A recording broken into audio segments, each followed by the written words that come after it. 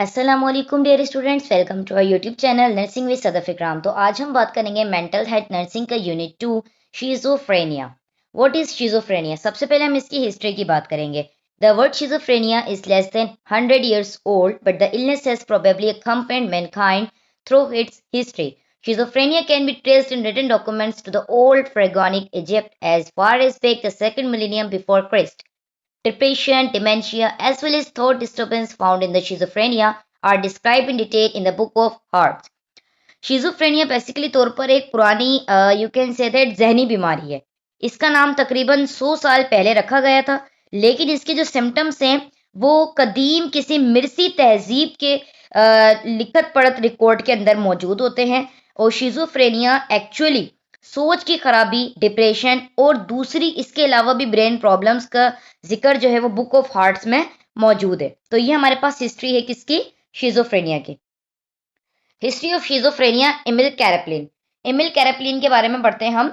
तो prototypes of psychotic disorders, first person to classify psychotic symptoms, observe continuous illness versus episodic illness, found progressive and gradual decline in cognitive functions, dementia praecox. तो Emil Kraepelin schizophrenia की history में बहुत अहम शख्सियत है। उन्होंने क्या किया था कि जो साइकोटिक डिसऑर्डर्स की क्लासिफिकेशन थी और जो साइकोटिक सिम्टम्स हैं, इन दोनों के अहम तरीके से मानी के इम्पोर्टेंट तरीके से उसको समझाया था। उन्होंने इसमें बताया कि जो कंटिन्यूअस और एपिसोडिक इलनेस होती है इसमें फ़र्क वाज़े किया। कैरेप्लिन ने ये भी ऑब्जर्व किया कि कुछ पेशेंट्स में कॉग्निटिव फंक्शंस जैसे फॉर एग्जांपल सोच या याददाश्त वक्त के साथ साथ धीरे धीरे कमज़ोर होती है, और इसी वजह से वो इस कंडीशन को डिमेंशिया पैराकॉक्स का नाम दिया। तो डिमेंशिया पैराकॉक्स का नाम किसने दिया था? एमिल कैरेप्लिन ने दिया था। फिर हम आगे चलते हैं, हमारे पास आता है 4A ब्लूलर। Eugen Bleuler maintained that for the diagnosis of the schizophrenia are most important the following four fundamental symptoms. यूगिन ब्लूलर ने क्या किया था कि शिजोफ्रेनिया की डायग्नोस के लिए 4 बुनियादी सिम्टम्स हमें बताए थे, जिन्हें हम 4A's के नाम से कहते हैं। 4A इसलिए कहते हैं क्योंकि चारों सिम्टम की जो स्टार्टिंग अल्फाबेट 4A से हो रही, तो आप इसको याद कर सकते हैं 4A। Autistic thinking and behaviour, इसको हम ऑटिज्म भी कहते हैं। बेसिकली तौर पर ये क्या होता है कि अपनी ही दुनिया में रहना। ठीक है, जैसे स्टूडेंट अगर क्लास में सबसे अलग बैठा हुआ है, किसी से बात नहीं कर रहा, ठीक है, अपनी ही सोचों में गुम है, अपनी ही दुनिया में मगन है, ना वो किसी की बात सुन रहा है, ना वो किसी पर अट्रैक्शन दे रहा है, ना वो किसी के साथ बैठा हुआ बातें कर रहा है, कुछ नहीं, मतलब कि सिर्फ अपनी ही धुन मगन में बैठा हुआ है, तो उसको हम कहते हैं ऑटिस्टिक थिंकिंग एंड बिहेवियर। उसका अपना ही बिहेवियर है, अपनी ही थिंकिंग को लेकर के वो चल रहा होता है। फिर हम बात करते हैं ambivalence. What is the ambivalence? Fragmented emotional response. इसमें क्या होता है, एक ही चीज के लिए एक ही वक्त में डिफरेंट या फिर उल्टे इमोशंस होते हैं। जैसे फॉर एग्जांपल किसी दोस्त से मिलना भी चाहते हैं और मिलने का दिल भी नहीं कर रहा। अब इसमें एक ही सिचुएशन है, लेकिन आपके इमोशंस डबल हैं। आप चाहते हैं कि आप अपने दोस्त से मिलें, लेकिन आपका दिल नहीं कर रहा। ठीक है, तो ये भी क्या है, आपका डबल इमोशंस आ गए आपके एक ही सिचुएशन में। फिर हमारे पास आ जाता है नेक्स्ट है अफेक्ट डिस्टर्बेंस। अफेक्ट डिस्टर्बेंस क्या है कि जो आपके इमोशंस हैं इनकी जो फॉर एग्जांपल गलत या गैर मुनासिब इजहार होता है, जैसे गम की बात पर जोर जोर से हंसना और खुशी की बात पर रोना। तो अफेक्ट डिस्टर्बेंस, इसमें आपकी जो अफेक्शन होती है वो डिस्टर्ब हो जाती है ठीक से। आप बिल्कुल सिचुएशन के हिसाब से खुद को you can say that control नहीं कर पा रहे होते कि अगर फॉर एग्जांपल खुशी का मौका है तो नहीं समझ आता उस पेशेंट को कि उसने हंसना है नहीं हंसना, तो वो रोना शुरू कर देता है। फिर हम बात करते हैं एसोसिएशन डिस्टर्बेंस, फ्रेगमेंटेड थिंकिंग। इसमें क्या होता है कि जो सोच और बात दोनों का अलग होना, जैसे कि फॉर एग्जांपल एक टॉपिक से बात शुरू करना और अचानक से उसी टॉपिक से हटकर गैर मुतल्लिका बात शुरू कर देना। ठीक है, तो ये हमारे पास है एसोसिएशन डिस्टर्बेंस। वो बातों को लिंक नहीं कर रहा होता, एसोसिएट नहीं कर पाता, बातों के दरमियान का रिलेशनशिप को मिला नहीं पाता। ठीक है, the group of symptoms are called 4A's, and Bleuler thought that they are primary for this diagnosis. The other known symptoms, hallucinations, delusions, and which are appearing in schizophrenia very often also used called as to secondary symptom. अच्छा देखें, ब्लूरल के मुताबिक ये primary symptoms है, जबकि hallucination या delusions ये जो है इसके मुताबिक क्या है, सेकेंडरी सिम्टम्स हैं। और ये इसने क्या कहा था, 4A's को डिस्क्राइब किया था। ठीक है, फिर हम आगे चलते तो हमारे पास आता है कर्ट शेंडर। कर्ट शेंडर क्या है कि शेंड्रियन फर्स्ट रैंक सिम्टम्स थ्रोट एलिनिएशन। अब इसमें क्या बात आती है, कर्ट शेंडर ने शिजोफ्रेनिया के फर्स्ट रैंक सिम्टम्स बताए थे। ठीक है, इनमें सबसे पहले आ जाता है थॉट इंसर्शन। थॉट अलाइनेशन हो रही है, मतलब कि चेंजेस आ रही हैं थॉट बिहेवियर में। तो सबसे पहले जो चेंजेस है वो क्या है, थॉट इंसर्शन। थॉट इंसर्शन ये है कि यानी किसी और के ख्यालात के दिमाग में डाल दे, मतलब किसी और का ख्याल है और वो उस पेशेंट के दिमाग में आ जाए कि उसने इस तरीके से सोच रहा है, तो थॉट इंसर्शन हो गई है। फिर है आपके पास थॉट विड्रॉल, यानी अपने ख्यालात का निकल जाना, अपने ही ख्यालात जो उसके दिमाग में मौजूद होते हैं वो निकल जाते हैं, दूसरी फजूल चीजें आ रही होती हैं। फिर है थॉट ब्रॉडकास्टिंग। थॉट ब्रॉडकास्टिंग में क्या होता है कि यानी कि वो एहसास जो दूसरे लोग आपके ख्यालात में डाल सकते हैं, मतलब कि सिम्टम्स शिजोफ्रेनिया के डायग्नोज में बहुत अहमियत रखता है। और थॉट ब्रॉडकास्टिंग में ये होता है कि मतलब वो एहसास या वो सोच जो दूसरे लोग आपके ख्यालात में जान डाल सकते हैं, मतलब कि फॉर एग्जाम्पल लोग आपको कहेंगे कि इस तरीके का काम करना है, ठीक है, आपका अपना कुछ सोच, अपना जो दिमाग है वो काम नहीं करेगा।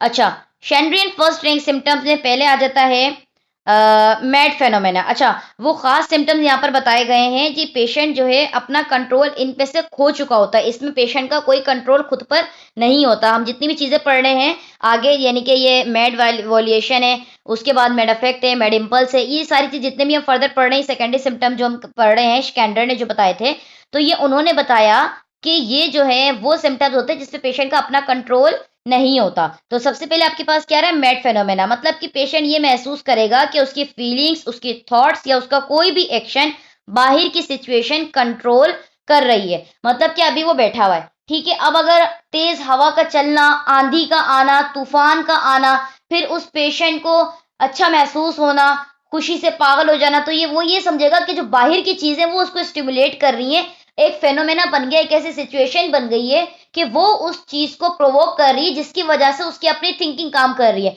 मतलब वो खुद अपने इमोशंस, आइडियाज, फीलिंग्स, थॉट्स को कंट्रोल नहीं कर सका, लेकिन जो बाहर का जो फेनोमेना है, जो सिचुएशन है, जो कंडीशन चल रही है, जो स्टिमुलेशन उसको मिल रही है, उसकी वजह से वो प्रोवोक हो रहा है, ठीक है। फिर हम आ जाता है कि mad violation.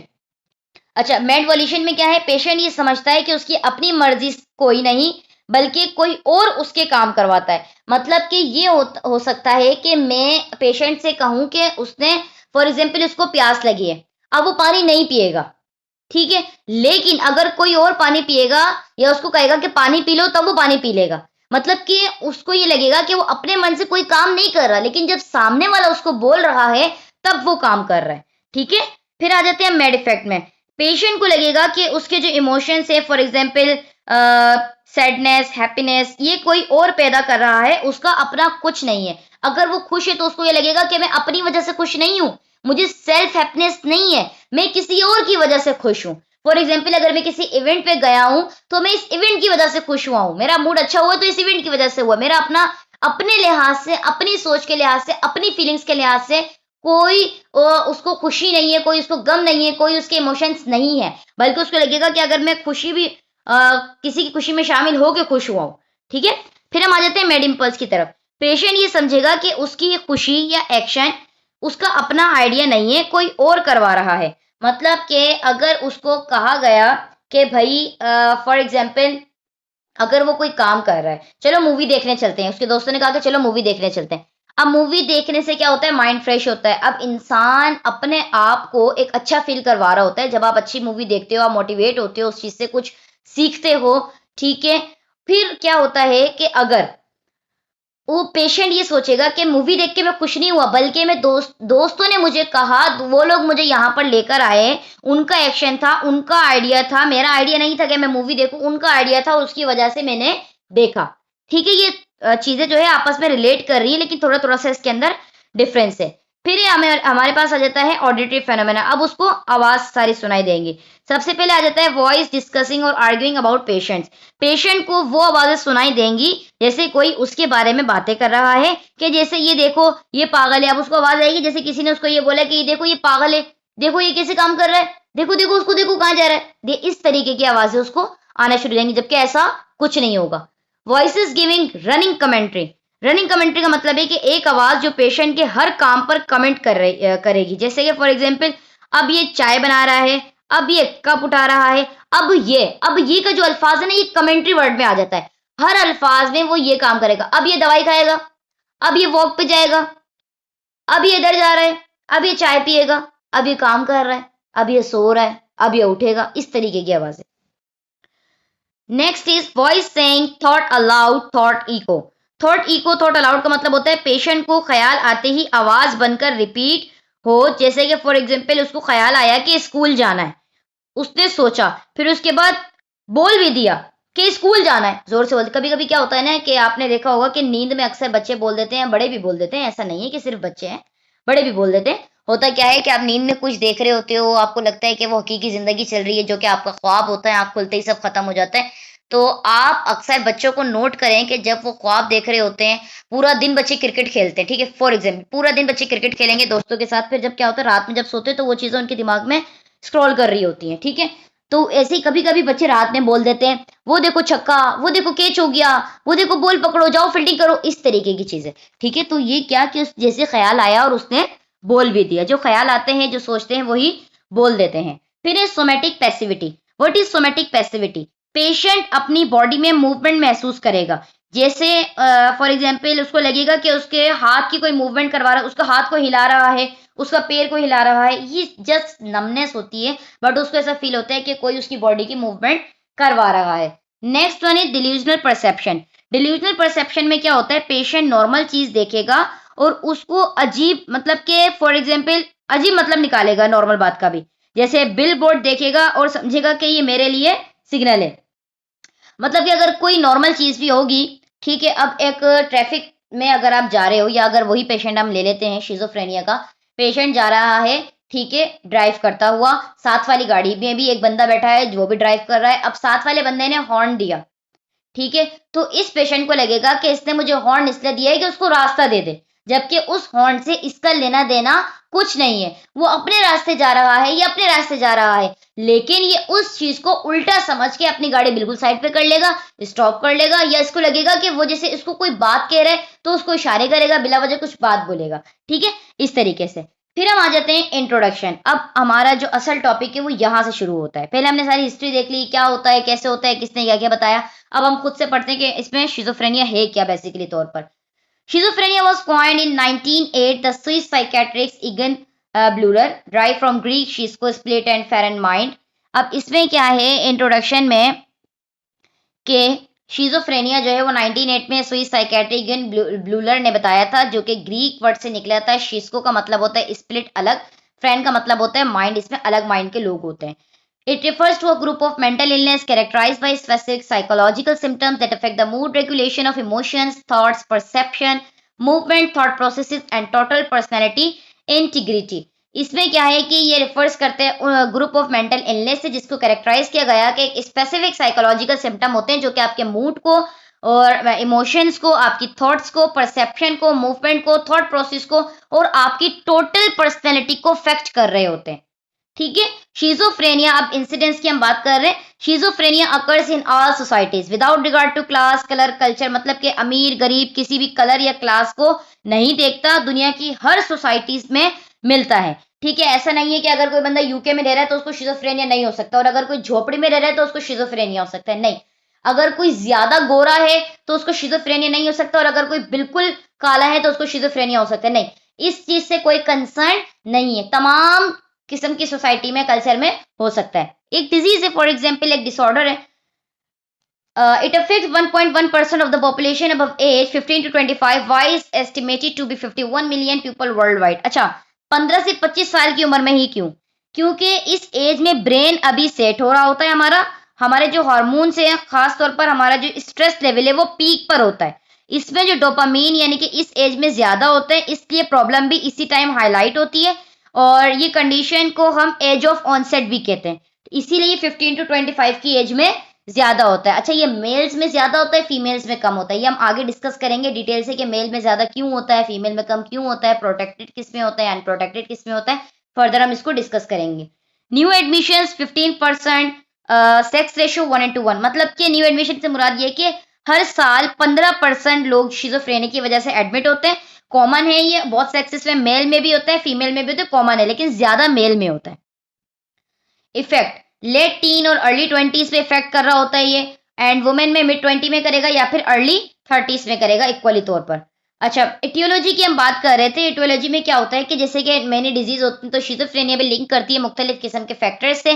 Precise cause is unknown, इसका बेसिकली जो कॉज है, एग्जैक्टली कॉज क्या हम बता सके हाँ जी इसी वजह से, वो तो अननोन है, लेकिन कुछ फैक्टर्स हैं जो के साथ कंट्रीब्यूट कर रहे होते हैं। सबसे पहले बात करते हैं जेनेटिक ट्रांसमिशन की। It's believe that multiple genes chromosome 13 and 6 are involve in predisposition to schizophrenia.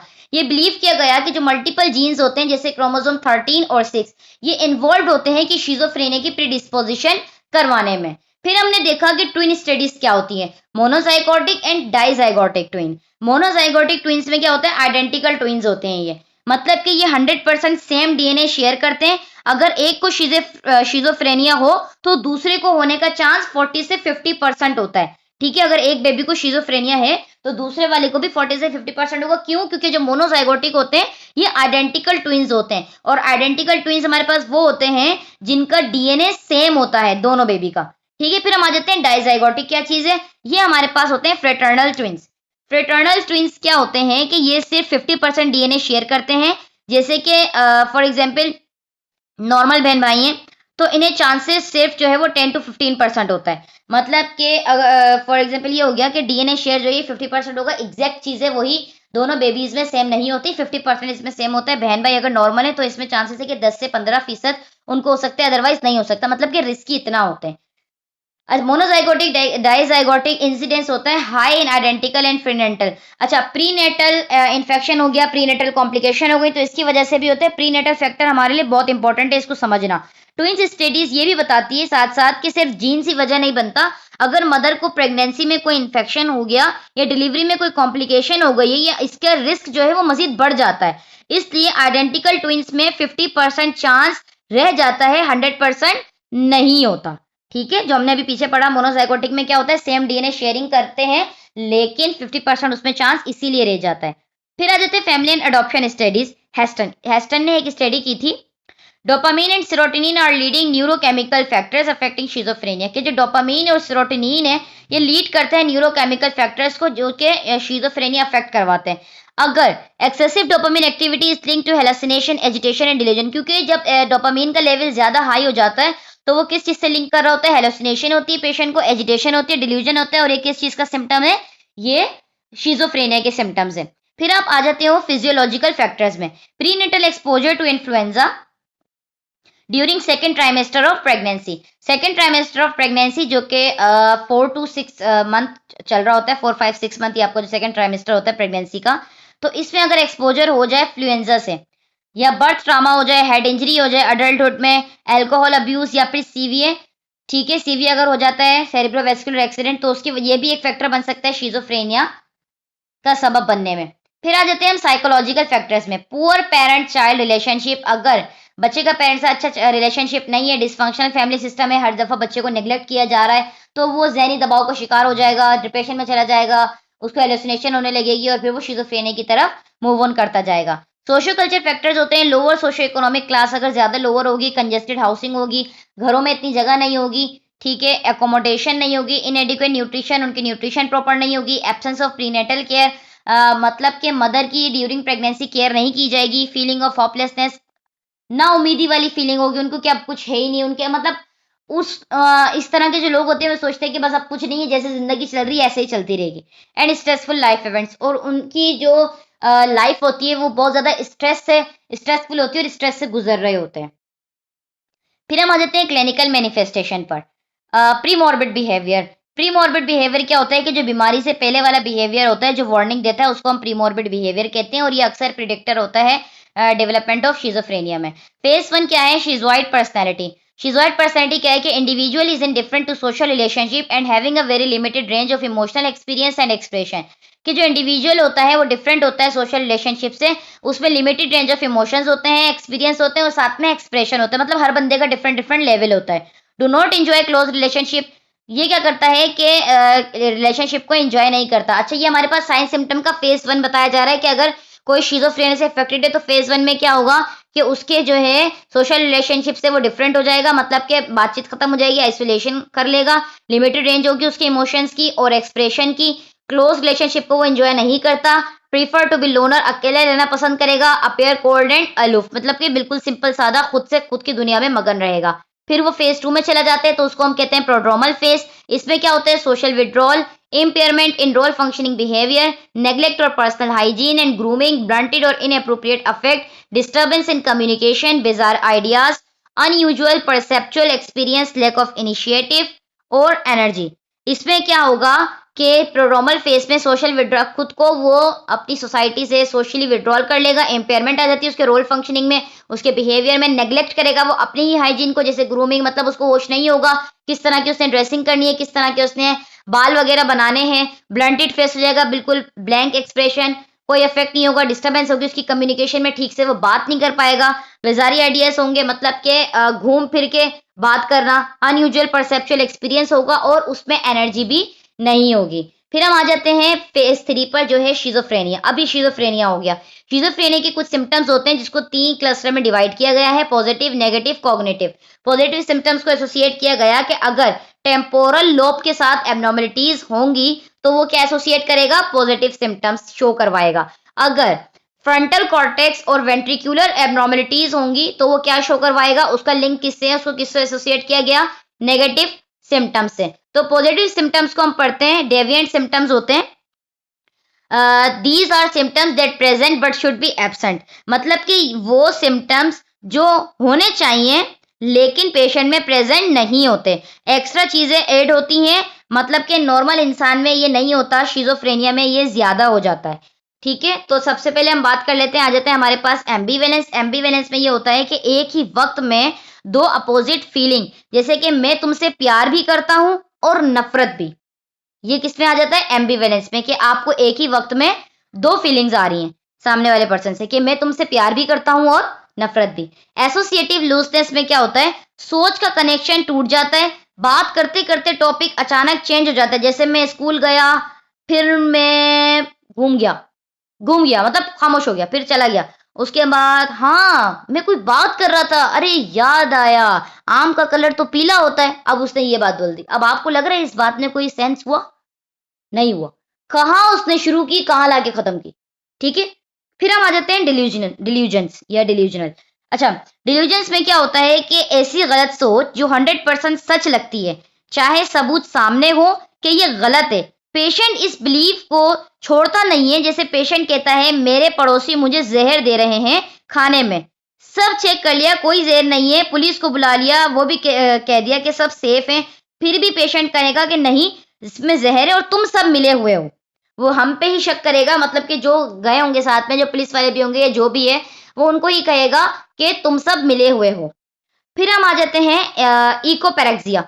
इकोपेरेक्सिया में क्या होता है कि दूसरे के एक्शन कॉपी करना, जैसे सामने वाला हाथ हिलाए तो खुद भी हाथ हिलाना। अगर आपके सामने बैठा कोई शख्स हाथ हिला रहा है, बाल सेट कर रहा है, कंधे हिला रहा है, पैर हिला रहा है, तो पेशेंट भी क्या करेगा, उसको देखकर ही वही सेम एक्शन करना शुरू कर देगा। फिर हम आ जाते हैं फ्लाइट ऑफ आइडियाज पर। फ्लाइट ऑफ आइडियाज क्या है कि बहुत तेजी के साथ और जल्दी सोचना, जैसे एक आइडिया से दूसरा, दूसरे से तीसरा, तीसरे से चौथा। अब बात समझ ही नहीं आती कि भाई पहला आइडिया कौन सा है। फॉर एग्जांपल मेरे साथ कोई डिस्कशन कर रहा है और मुझे शिजोफ्रेनिया है, फॉर एग्जांपल मैंने कहा कि अच्छा एक आइडिया है, चलो हम कल जाते हैं, हम ये काम करते हैं, नहीं नहीं नहीं दूसरा आइडिया सुनो, हम सबसे पहले ये काम करेंगे, अरे अरे इसको छोड़ो पहले तीसरी बात सुनो ये। ठीक है, फिर हम आ जाते हैं हेलुसिनेशन।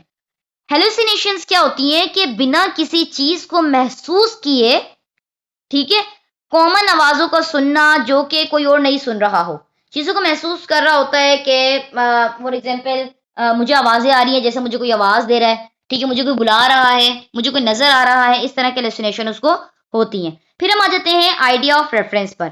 नॉर्मल चीज को अपने लिए समझना, जैसे टीवी पर अगर कोई you can say that news चल रही है तो पेशेंट ये कहेगा कि ये मेरे लिए, ठीक है, ये मेरे लिए चल रही है, वो अपने आप को ये समझेगा भाई मेरे लिए चल रही है, जबकि ऐसा कुछ नहीं है। टीवी वालों को नहीं पता कि ये पेशेंट शिजोफ्रेनिया का, हम इसी की बात कर रहे हैं। एनीवे, फिर हम आ जाते हैं प्रिजर्वेशन। प्रिजर्वेशन क्या है कि एक ही बात पर बार बार रिपीट करना, सवाल कुछ भी पूछो जवाब नहीं देगा, उसी बात को रिपीट करेगा। फॉर एग्जाम्पल अगर मैंने उससे पूछा कि आपने दवाई ली, अब वो कहेगा कि सुबह मेरे घर से ना मेरे भाई आए थे, मुझे देख रहे थे, मैं उनसे बातें कर रहा था, अब स्टाफ यहाँ से पूछे जा रहा है सर आपने दवाई ली, आपने दवाई ली, अच्छा दवाई, अरे अरे सुबह मेरा भाई आया था, सुनो सुनो मेरे घर से मेरे लोग आए थे, इस तरीके की बातें, मतलब एक ही बात को बार बार रिपीट करना। अच्छा, फिर हम आ जाते हैं नेगेटिव सिम्पटम्स की तरफ। तो नेगेटिव सिम्पटम्स वो सिम्पटम्स होते हैं जो कि एब्सेंस ऑफ नॉर्मल कैरेक्टरिस्टिक, जिसमें नॉर्मल कैरेक्टरिस्टिक जो है वो बिल्कुल ही एब्सेंस होते हैं। सबसे पहले हम बात करते हैं एलॉगी। एलॉगी क्या है? Tendency to speak very little, poverty of content, जैसे उसके पास कोई बात करने की वजह ही नहीं है, कोई बात करने के लिए अल्फाज ही नहीं है, बोलेगा ही नहीं, या तो बहुत कम बोलेगा, हाँ ना में जवाब देगा। ठीक है। फिर है हमारे पास एनेडोनिया। एनेडोनिया क्या है? Diminish capacity to feel pleasure, कोई खुशी नहीं होगी, खुशी उसके चेहरे से खत्म हो चुकी होगी, सब हंस रहे हैं, सब बात कर रहे हैं, जोर जोर से कहका लगा रहे हैं, और वो बंदा नहीं हंसेगा, उसको कोई खुशी नहीं होगी, किसी भी चीज की नहीं होगी। और हमारी पाकिस्तानी अवाम अगर एक नया सूट भी बना ले उसको तब भी खुशी हो जाती है, बस में जाते हुए सीट मिल जाए उसको तब भी खुशी हो जाती है कि आज खड़े होकर नहीं बैठ के जाना पड़ेगा। ओके। एपैथी। एपैथी क्या होता है? Lake of interest in people, things and activities, के इसमें जो इंटरेस्ट होता है लोगों में, चीजों में, एक्टिविटीज में, वो सारा का सारा खत्म हो जाता है। फिर हम आ जाते हैं ब्लंटेड इफेक्ट। इसको करेक्टराइज किया गया पेशेंट के फेस से कि इसमें अपियरिंग इमोबाइल एंड इनएक्सप्रेसिव, कोई मूवमेंट नहीं होगी, ठीक है, और इनएक्सप्रेसिव होगा, कोई खास एक्सप्रेशंस भी नहीं होंगे। जैसे हम गर्दन हिला के भी जवाब दे देते ना हाँ ना का, तो इस तरीके की भी कोई पेशेंट जो है रिप्लाई नहीं देगा।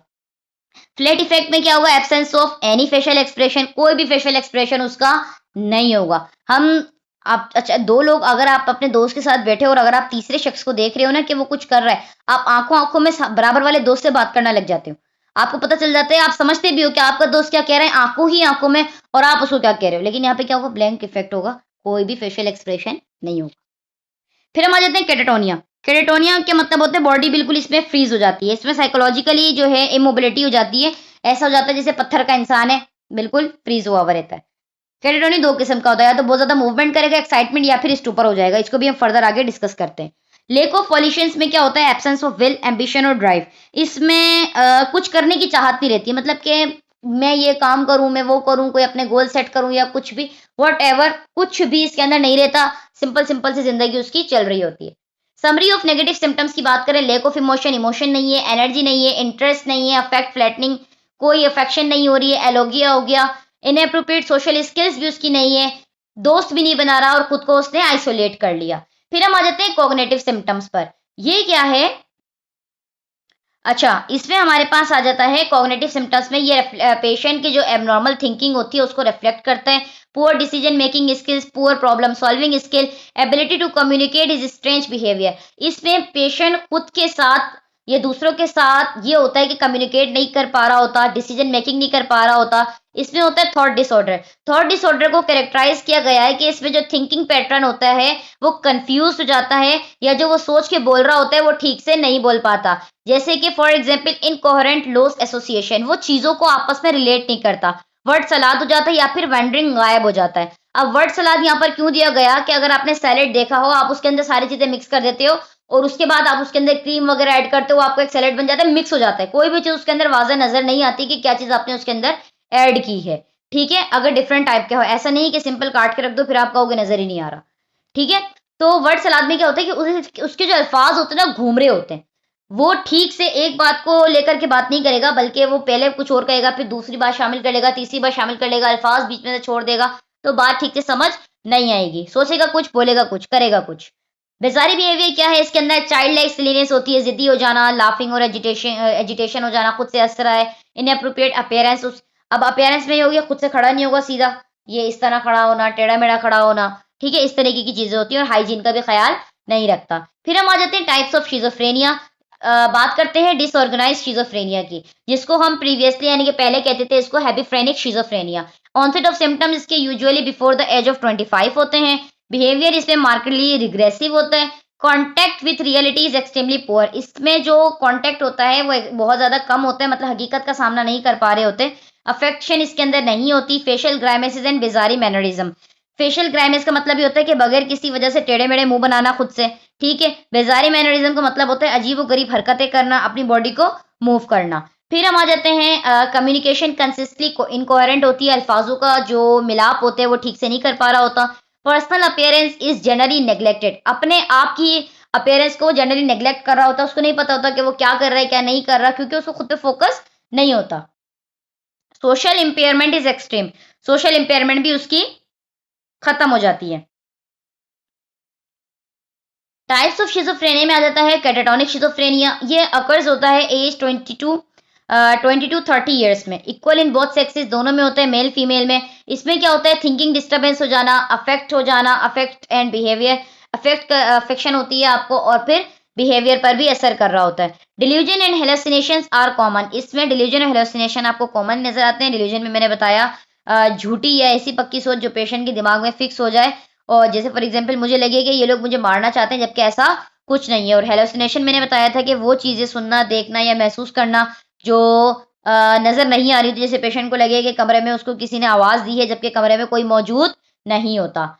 तो फिर हम आ जाते हैं कैटाटोनिक शिजोफ्रेनिया को कैरेक्टराइज किया गया है, मार्क किया गया उन एबनॉर्मलिटीज को, मोटर बिहेवियर में आती हैं, और इसको मैनिफेस्टेड किया गया in the form of stupor और एक्साइटमेंट, मतलब जिद्दी या फिर एक्साइटमेंट, ज्यादा खुशी के मारे काम कर रहा होता है। तो कुछ चीजें हमारे पास मौजूद हैं, इसको वन बाय वन डिस्कस करते हैं। सबसे पहले बात करते हैं कैटाटोनिक स्टूपर। कैटाटोनिक स्टूपर क्या है कि पेशेंट बिल्कुल फ्रीज हो जाता है, हिलता भी नहीं है, बोलता भी नहीं है, जैसे पत्थर का हो जाता है। ठीक है, अगर बैठा रहेगा तो बैठा ही रहेगा, किसी से बात नहीं करेगा। फिर हम आ जाते हैं म्यूटिज्म। म्यूटिज्म में क्या होता है कि पेशेंट बोल ही नहीं पाता, चुप रहता है, और कुछ पूछो तो जवाब ही नहीं देता। ठीक है, ये आ जाता है म्यूटिज्म में, मतलब अपने आप को खामोश रखता है।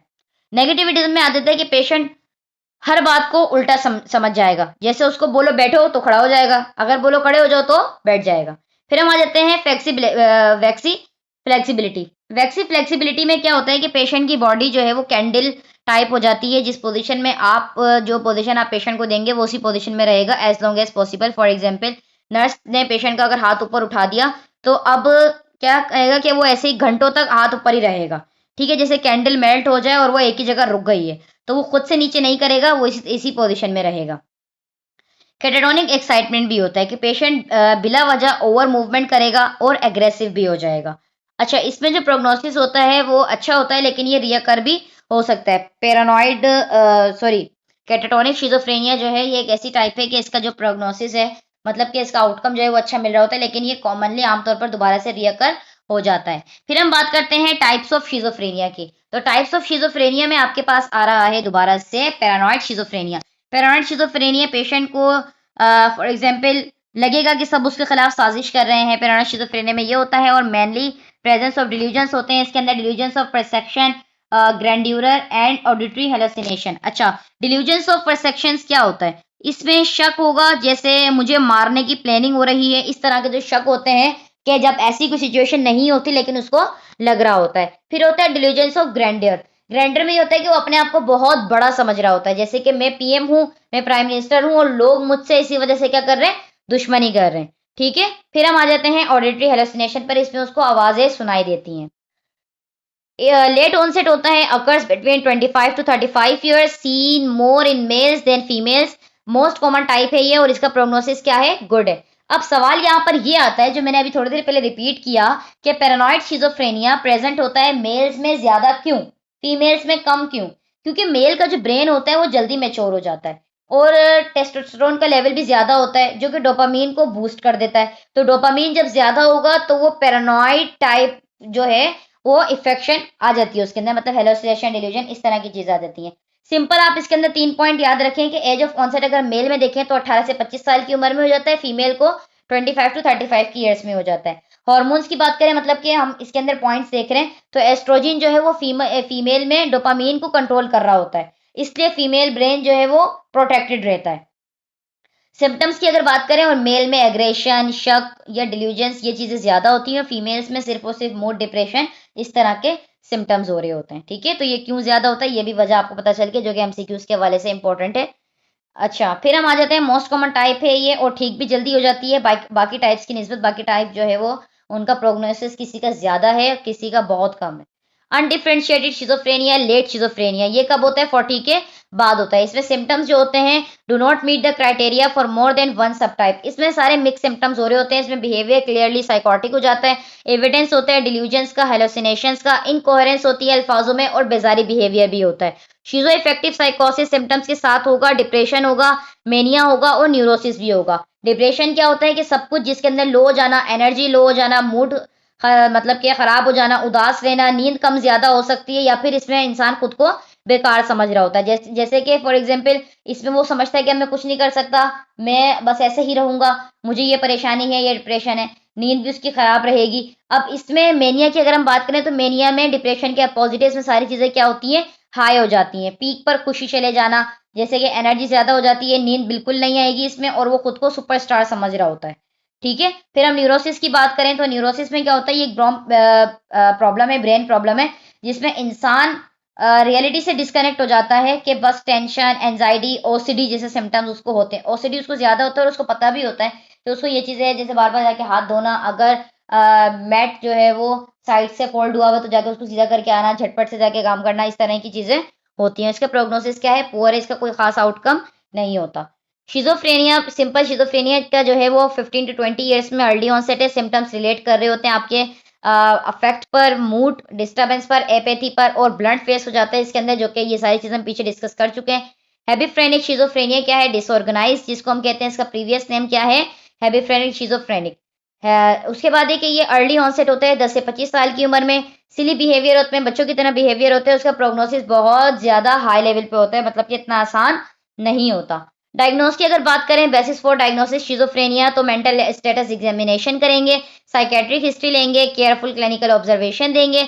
अच्छा, ये जो लिखा हुआ ना सेकंड वाला पॉइंट 25 और 13, more than 1 month delusion hallucination, इसमें जो पॉइंट्स हमने पढ़े थे प्रीवियस वाले लेक्चर में, पर्सनैलिटी डिसऑर्डर में हमने कुछ पॉइंट्स पढ़े थे, जिसमें क्लस्टर्स के हिसाब से हर एक निमोनिक को डिफाइन किया गया था। तो मैंने ये भी बताया था कि कितने पॉइंट्स में आपको कितने मिलेंगे कि जिससे आप कंफर्म कर सकते हो कि इस पेशेंट की डायग्नोज ये बन सकती है। तो अगर 5 में से अगर 2 मिल रहे हैं, 3 में से 1 है, तो इसमें क्या है कि आप उसकी डायग्नोज करते हो, जैसे डिल्यूजन या हेलुसिनेशन वगैरह।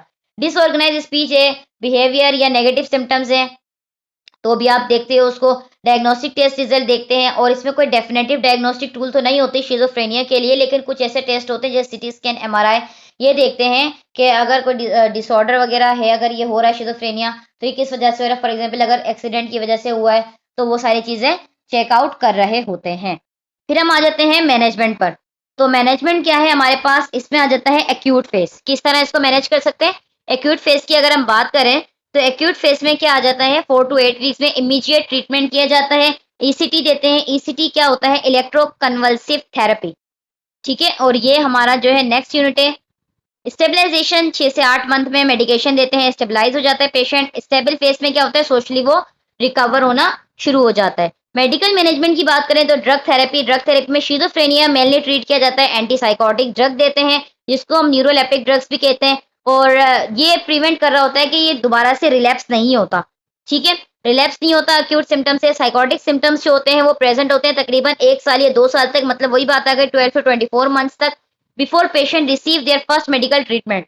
मतलब कि पेशेंट जो है अभी उसने कोई ट्रीटमेंट रिसीव नहीं किया, और उससे पहले उसकी बॉडी में ये सिम्टम्स मौजूद हैं। फिर हम ईसीटी के बारे में पढ़ रहे थे, इलेक्ट्रोकन्वल्सिव थेरेपी, ये रेयरली होती है, ये यूज की जाती है उन पेशेंट्स के लिए जो कि मेडिकेशन से कोई खास रिस्पॉन्स नहीं देते। ये इफेक्टिव होती है कि ये डिप्रेशन को कम करती है, कैटाटोनिक सिम्टम्स को कम करती है, और शिजोफ्रेनिया के। अब अदर ट्रीटमेंट की बात करें तो कंप्लेंट्स प्रमोशन प्रोग्राम दिए जाते हैं, साइकोसोशल ट्रीटमेंट होती है, रिहेबिलिटेशन होती है, वोकेशनल काउंसलिंग की जाती है, सपोर्टिव साइकोथेरेपी देते हैं। वोकेशनल काउंसलिंग में पेशेंट को हम स्किल्स के बारे में बताते हैं, कमाना सिखाते हैं, किस तरीके से वो कमा सकता है। जरूरी थोड़ी अगर उसको इस तरह का कोई भी सिम्टम आ रहा है तो वो हाथ पैर रख के बस घर में बैठ जाए, कोई करना ही नहीं है। जैसे वो टेलर बन सकता है, वो पेंटर बन सकता है, क्योंकि इस तरह से वो अपने आप को बिजी रहेगा, सेल्फ रेस्पेक्ट भी मेंटेन रहेगी, और ये दोबारा रिलैप्स होने के जो चांसेस होते हैं वो भी नहीं होंगे। So this is the end of our lecture, and if you have any question, any query, so you can ask me in the comment section. Thank you so much.